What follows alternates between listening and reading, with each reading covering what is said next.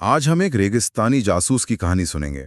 बाहर से कांटों भरा, रूखा सूखा और देखने में बिल्कुल बेजान, लेकिन अंदर से चमत्कारिक गुणों का ऐसा खजाना कि बड़े बड़े ग्रंथ इसकी तारीफ करते नहीं थकते। इसका नाम है धनव्यास और आज की हमारी इस पड़ताल का मिशन है इसके सारे राज खोलना। हमारे पास सदियों पुराने आयुर्वेदिक श्लोकों से लेकर आज की लेटेस्ट साइंटिफिक रिसर्च तक सब कुछ है। तो चलिए इस कांटेदार पहेली की पढ़ते खोलना शुरू करते हैं।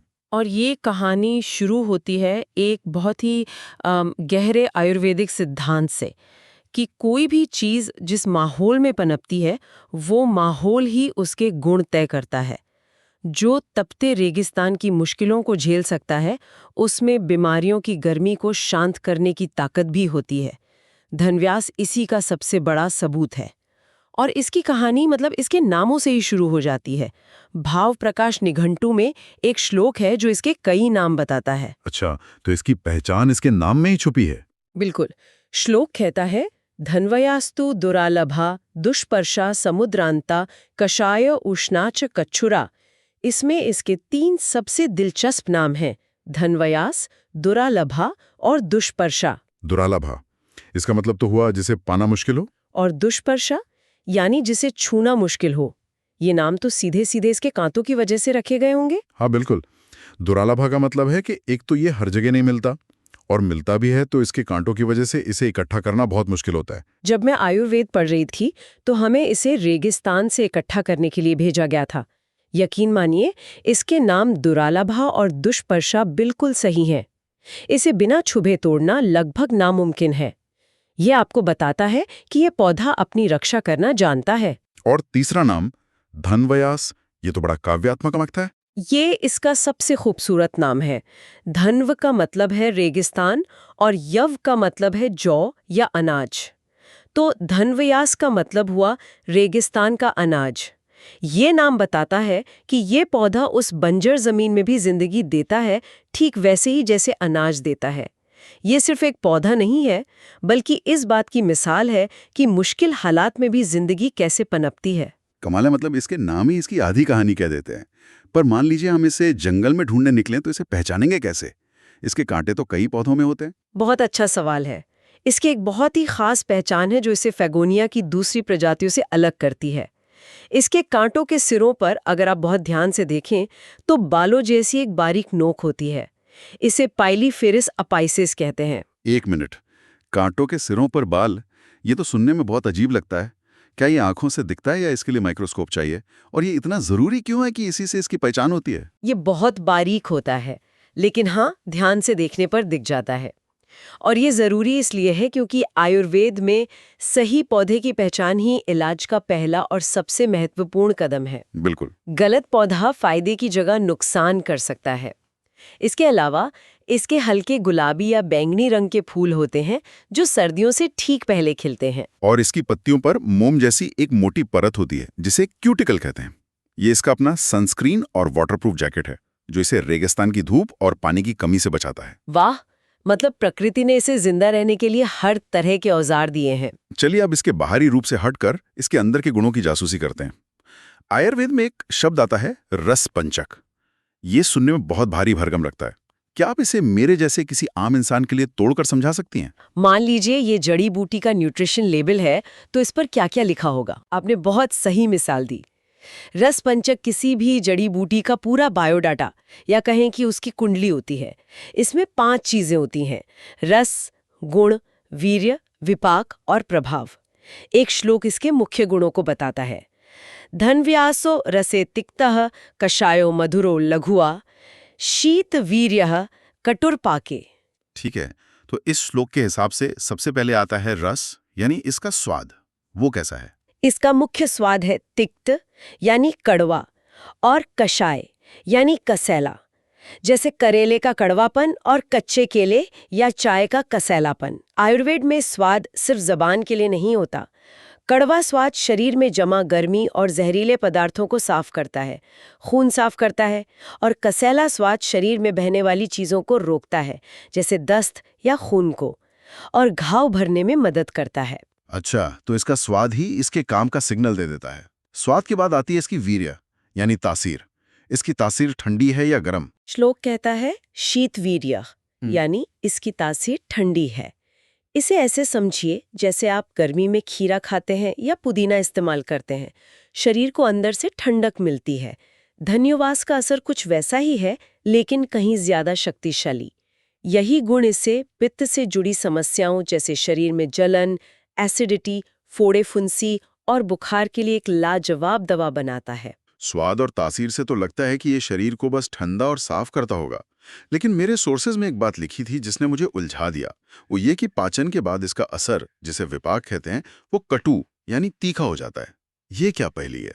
कोई चीज एक ही समय पर ठंडी और तीखी कैसे हो सकती है? ये इस जड़ी बूटी के सबसे गहरे राजों में से एक है। ये विरोधाभास ही इसकी खासियत है। जब हम इसे खाते हैं तो इसका शीतवीर्य तुरंत काम करता है और शरीर की बढ़ी हुई गर्मी और सूजन को शांत कर देता है। लेकिन जब ये पचकर शरीर का हिस्सा बनता है तो इसका कटु विपाक मेटाबॉलिज्म को तेज करता है ताकि शरीर नए और स्वस्थ टिश्यू बना सके। मतलब ये एक ही साथ दो काम करता है। पहले घर की सफाई, डिटॉक्स। हाँ डिटॉक्स, और फिर घर की मरम्मत यानी रिजुविनेशन। ये बहुत ही दुर्लभ कॉम्बिनेशन है। ये कि सच में बहुत गहरा विज्ञान है, सफाई भी और मरम्मत भी। अब आते हैं इसके कर्म यानी इसके एक्शन पर। आसान भाषा में ये शरीर में जाकर क्या क्या काम करता है? सशूल्य प्रमेह नुत। इसका मतलब है कि ये वात, पित्त, कफ तीनों दोषों से होने वाले बुखार मतलब ज्वर, जलन जिसे दाह कहते हैं, प्यास, उल्टी, सांस की तकलीफ, खांसी और दर्द, इन सबको खत्म करता है। खासकर ये एक बेहतरीन रक्त शोधक यानी खून साफ करने वाला और ज्वरहर यानी बुखार उतारने वाला है। मैंने पढ़ा है कि आचार्य चरक जैसे महान वैद्य ने भी इसे बहुत ऊंचा दर्जा दिया है। हाँ, ये बहुत बड़ी बात है। चरक संहिता में इसे कासहर महाक्षय यानी खांसी को ठीक करने वाली 10 बेहतरीन औषधियों में और हिक्का निग्राण महाक्षय यानी हिचकी को रोकने वाली टॉप औषधियों में गिना है। जब कोई जड़ी बूटी ऐसे खास ग्रुप में शामिल हो तो समझ लीजिए कि वो अपने काम में स्पेशलिस्ट है। ओके, तो अब तक हमने इसके नाम, पहचान और आयुर्वेदिक प्रोफाइल को समझा, लेकिन यहाँ से कहानी और भी ज्यादा दिलचस्प हो जाती है। आयुर्वेद में एक कॉन्सेप्ट है प्रभाव का। कहते हैं कि ये किसी जड़ी बूटी की वो अनोखी शक्ति है जिसे सिर्फ उसके स्वाद या तासीर से नहीं समझाया जा सकता। ये उसकी एक्स फैक्टर या सुपर पावर की तरह है। बिल्कुल सही। और धनव्यास के पास ऐसी कई सुपर पावर्स हैं। पहली है इसका हिपेटोप्रोटेक्टिव यानी लिवर की रक्षा करने का प्रभाव। ये सिर्फ शरीर की गर्मी कम नहीं करता, बल्कि सीधे लिवर की कोशिकाओं पर एक सुरक्षा कवच बना देता है। मॉडर्न रिसर्च में भी ये पाया गया है कि ये CCl4 जैसे खतरनाक केमिकल से होने वाले लिवर डैमेज को रोकता है। लेकिन जो उसका दूसरा प्रभाव है वो तो किसी साइंस फिक्शन फिल्म जैसा लगता है। मैंने पढ़ा कि ये कैंसर सेल्स पर असर करता है।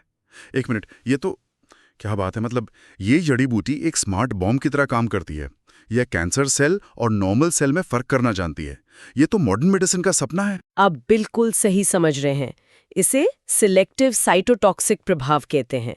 लैब रिसर्च में ये पाया गया है कि इसका सत्व ब्रेस्ट कैंसर सेल्स मतलब MCF7 सेल्स को तो मार देता है, लेकिन आसपास की स्वस्थ कोशिकाओं को कोई नुकसान नहीं पहुंचाता। ये एक बहुत ही सटीक और हैरान कर देने वाली क्रिया है। ये बात आधुनिक विज्ञान के लिए भी एक बड़ी चुनौती है। हमारे पास ऐसी दवाएं बहुत कम हैं जो इतनी सटीक हों। तो क्या इस पर कोई ह्यूमन ट्रायल भी हुआ है या ये अभी सिर्फ लैब रिसर्च तक ही सीमित है? अभी तक की ज्यादातर रिसर्च लैब में या जानवरों पर हुई है। ह्यूमन ट्रायल्स एक बहुत लंबा और जटिल प्रोसेस है, लेकिन ये शुरुआती नतीजे इतने मजबूत हैं कि ये भविष्य में कैंसर के इलाज के लिए नए रास्ते खोल सकते हैं। इसके अलावा इसकी 2 और सुपर पावर्स हैं। एक है थ्रोम्बोलिटिक असर। थ्रोम्बोलिटिक, ये क्या होता है? इसका मतलब है कि ये शरीर के अंदर जमे हुए खतरनाक खून के थक्कों को, जो हार्ट अटैक या स्ट्रोक का कारण बन सकते हैं, उन्हें घोलने की ताकत रखता है। यह एक तरह का नेचुरल ब्लड थिनर जैसा काम करता है। और दूसरा, यह एक बेहतरीन इम्यूनोमॉड्यूलेटर है। इम्यूनोमॉड्यूलेटर मतलब ये इम्यूनिटी बढ़ाता है? सिर्फ बढ़ाता नहीं, उसे संतुलित करता है। यह एक थर्मोस्टैट की तरह है। अगर आपकी इम्यूनिटी कम है तो उसे बढ़ाएगा, और अगर ज़रूरत से ज़्यादा एक्टिव है, जैसे ऑटो इम्यून बीमारियों में होता है, तो उसे शांत करेगा। ये सभी प्रभाव मिलकर इसे एक साधारण जड़ी बूटी से कहीं ज़्यादा बनाते हैं। इसीलिए इसका नाम दुर्लभा है, गुणों में भी दुर्लभ। तो मैं पता चल गया कि ये क्या क्या कर सकता है, लेकिन प्राचीन वैद्य इसका इस्तेमाल असल में कैसे करते थे? क्या इसे अकेले ही दिया जाता था या किसी दवा में मिलाकर? दोनों ही तरीकों से। इसके पूरे पौधे यानी जड़, तना, पत्ते, फूल, फल, जिसे पंचांग कहते हैं, उसका इस्तेमाल होता था। बुखार और जलन के लिए इसका काढ़ा यानी कौथ बनाकर पिलाया जाता था। त्वचा रोगों के लिए इसका पाउडर यानी चूर्ण दिया जाता था या इसका लेप लगाया जाता था। खांसी और दमा में तो इसका धुआं भी दिया जाता था, जिसे धूमपान कहते हैं। और इसके बने बनाए शास्त्रीय योग यानी क्लासिकल फॉर्मुलेशंस भी तो बहुत प्रसिद्ध हैं। हाँ, इसका सबसे प्रसिद्ध योग है दुरारिष्ठम। ये अपने आप में एक कमाल की दवा है। अरिष्ट का मतलब है फर्मेंटेड, जैसे वाइन या हर्बल सिरप बनता है। इस प्रक्रिया से जड़ी बूटी के गुण और भी शक्तिशाली हो जाते हैं और शरीर में तुरंत घुलकर असर करते हैं। इसीलिए बवासीर मतलब हेमोरॉइड्स जैसी तकलीफदेह बीमारी में जहां तुरंत आराम की जरूरत होती है, ये इतना कारगर माना जाता है। यानी ये एक मल्टीपर्पज टूल की तरह है, जिसे वैद्य अलग अलग बीमारियों के लिए अलग अलग तरीकों से इस्तेमाल करते थे। बिल्कुल। इसे पेट की गड़बड़ी के लिए चित्रकादिवटी में मिलाया जाता है और खून की खराबी को दूर करने के लिए उशीरा सव जैसी दवाओं में भी एक जरूरी हिस्सा है। मुंह के छालों में इसके काढ़े से गरारे करना और जोड़ों के दर्द पर इसका लेप लगाना, ये सब इसके अनगिनत उपयोगों को दिखाते हैं। तो आज की इस पूरी पड़ताल के बाद ये साफ है कि धनव्यास या दुरालभा सिर्फ एक कांटेदार झाड़ी नहीं है।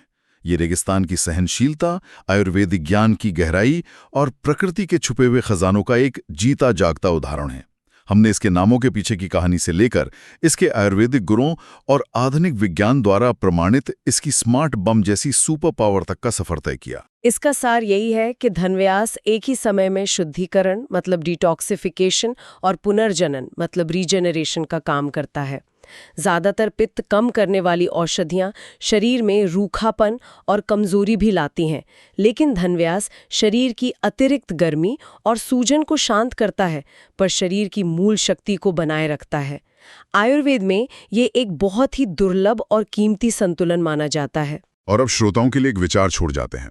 धनव्यास पर हुई आधुनिक रिसर्च, जैसे कि कैंसर कोशिकाओं पर इसका असर, हजारों साल पुराने ज्ञान और आज के विज्ञान के बीच एक मजबूत पुल बना रही है। ये हमें सोचने पर मजबूर करता है कि हमारे आसपास ऐसी और कितनी दुर्लभा यानी मुश्किल से मिलने वाली जड़ी बूटियां हो सकती हैं, जिनके भीतर हमारी सबसे गंभीर बीमारियों के इलाज की क्षमता छिपी हो और जो बस खोजे जाने का इंतजार कर रही हैं।